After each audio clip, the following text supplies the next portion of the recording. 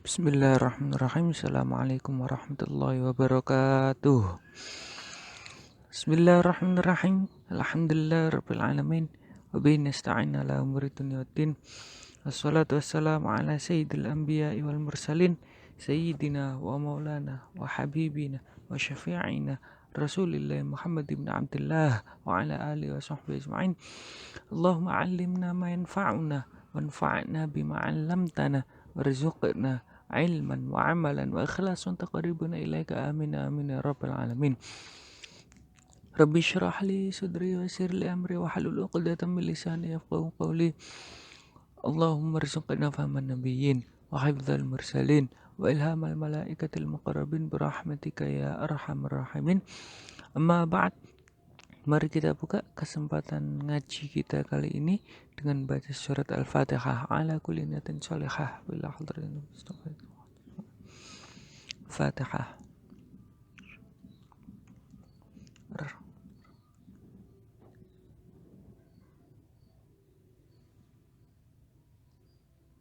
Tolin, amin. Kesempatan kali ini kita langsung khataman ya, melanjutkan yang kemarin. Jadi semester ini kita Al-Anfitor selesai. Semester besok insyaallah kalau diberi kesempatan untuk lanjut, kita akan mulai dari surat At-Tatfif, wailul lil mutaffifin untuk semester besok. Jadi untuk kita habisin untuk semester ini ke surat Al-Infitor. Langsung aja, bismillahirrahmanirrahim. Qala al-mu'allif rahimahullah ta'ala wa nafa'ana bifdaraini amin. Wa ma adraka, wa ma dan apa? Adraka yang memberitahumu. A'la maka memberitahu memberitahu, mengasih tahu. Ma yaumuddin, apa itu hari kiamat?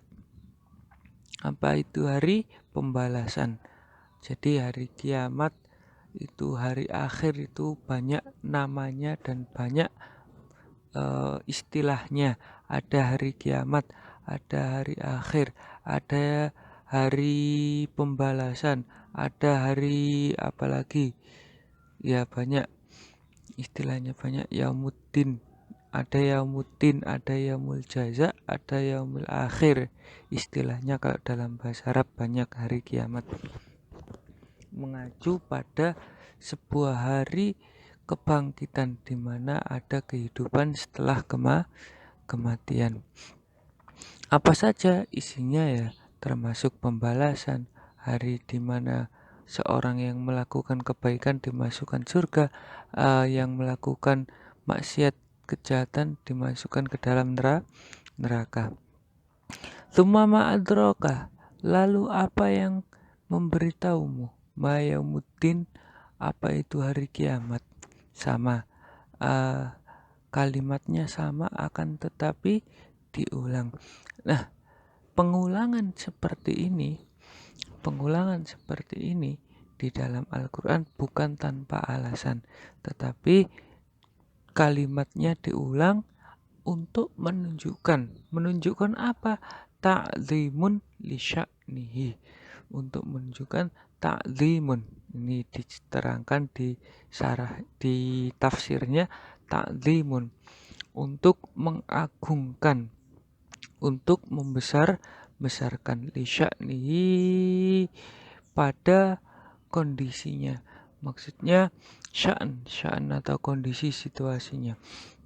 Maksudnya pengulangan di sini yang ada di dalam ayat ini diulangi 2 kali itu untuk menunjukkan bahwa betapa mengerikannya, betapa horor, bahasa kita mungkin betapa horornya hari kiamat, betapa menakutkannya hari kiamat, sehingga di dalam ayat diulangi sampai dua kali.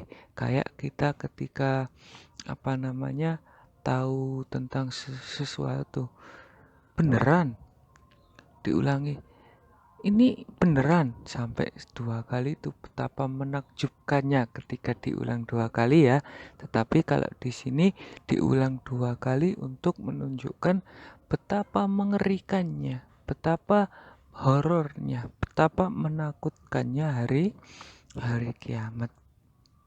Ketika matahari sejengkal di atas kepala, sejengkal jari, sejengkal tangan, satu kilan, satu jengkal tangan, satu jengkal jari, apa bahasa kalian nggak tahu, kalau bahasa Jawanya satu kilan di atas kepala manusia dibangkitkan.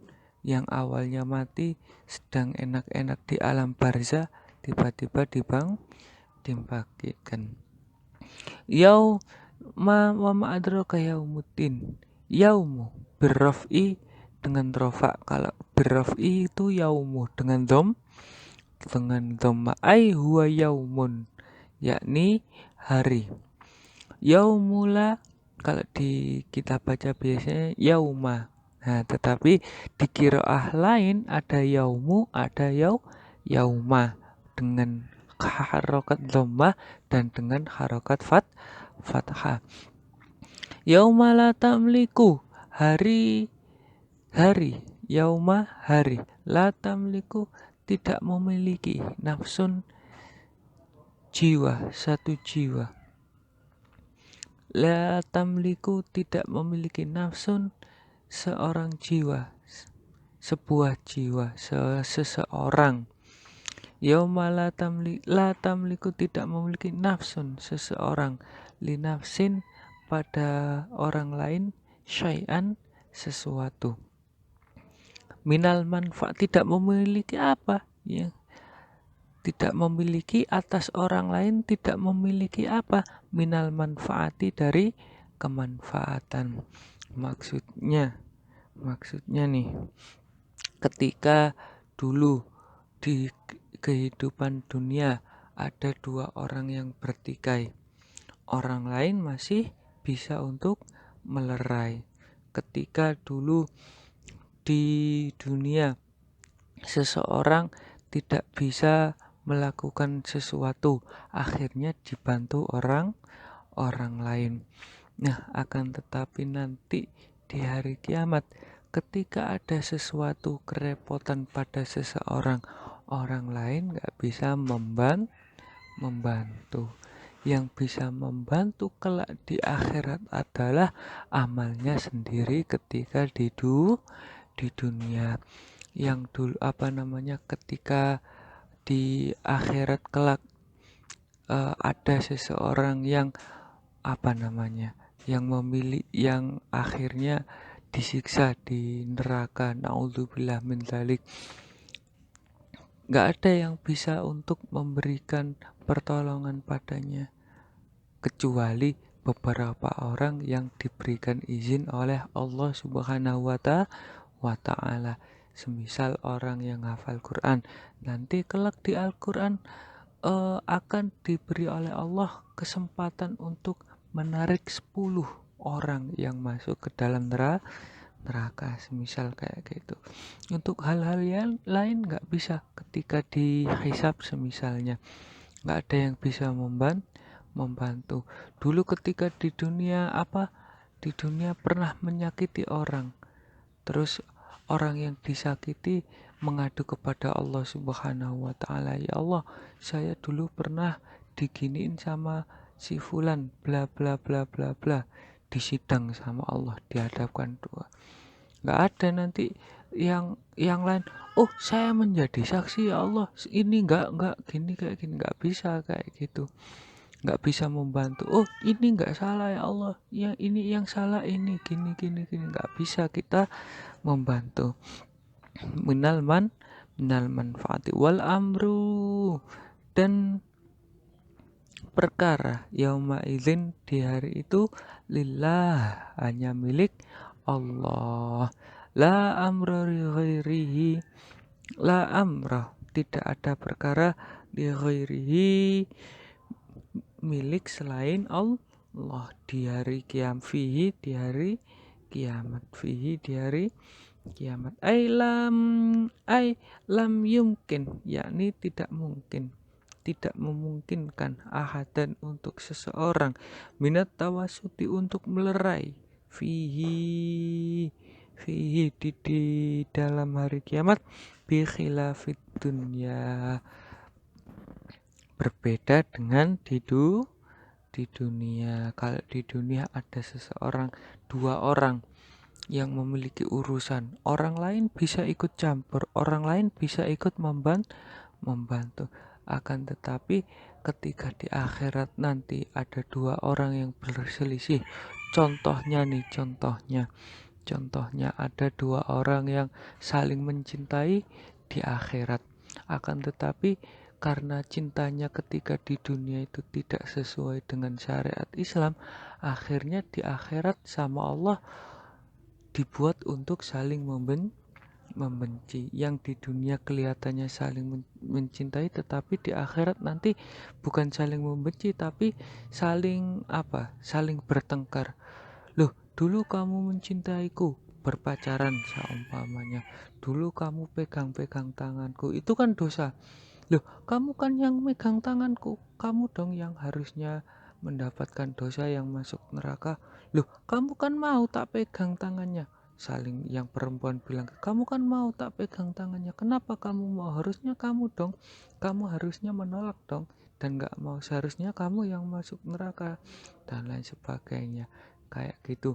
Nah, makanya nggak ada yang bisa melerai, orang lain nggak bisa ikut campur, hanya urusan mereka berdua. Nanti yang jadi hakim persidangan adalah hanya Allah Subhanahu wa ta'ala, yang lain nggak bisa ikut campur. Ya, mungkin sekian aja, nggak lama-lama untuk kesempatan kita ngaji kali ini. Lusa udah ini ya, udah ujian lusa. Saya doakan mulai sekarang semoga semuanya lancar, amin ya rabbal alamin. Dan juga seusaha untuk kalian ujiannya.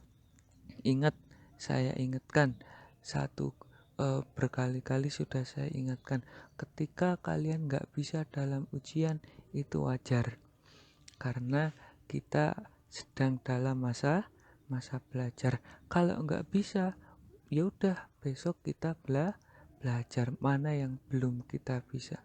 Akan tetapi jika sudah jika sudah melakukan hal-hal yang curang, ini berarti ada ada kekosongan, ada satu hal yang rusak di dalam hati dan jiwa. Kalau yang rusak sudah di dalam hati dan jiwa serta pikiran, maka untuk membenahinya lama. Kalau kita nggak bisa pelajaran tentang materi ini, tentang materi itu, mungkin paling lama 1 hari 1 malam kita belajar hari itu terus, insya Allah sama Allah dikasih faham. Akan tetapi kalau yang sudah rusak adalah hati, jiwa, dan pikiran untuk melakukan curang, untuk melakukan nyontoh dan lain sebagainya di dalam ujian, maka itu butuh waktu yang lama sekali untuk membenahinya. Dan tidak main-main, untuk membenahinya perlu sesuatu yang selain waktu juga perlu hal-hal lain, perlu untuk didoakan, perlu untuk dibina dan lain sebagainya. Butuh hal yang besar untuk membenahinya. Makanya saya ingatkan, jangan sampai melakukan hal yang curang ketika ujian. Kalau khawatir tentang nilai, itu hanya nilai, itu hanya angka. Yang paling penting dari kalian saat ini adalah ilmu yang kalian dapat, pemahaman yang kalian tanam di dalam pikiran, itu yang nantinya akan membantu kalian di masa depan.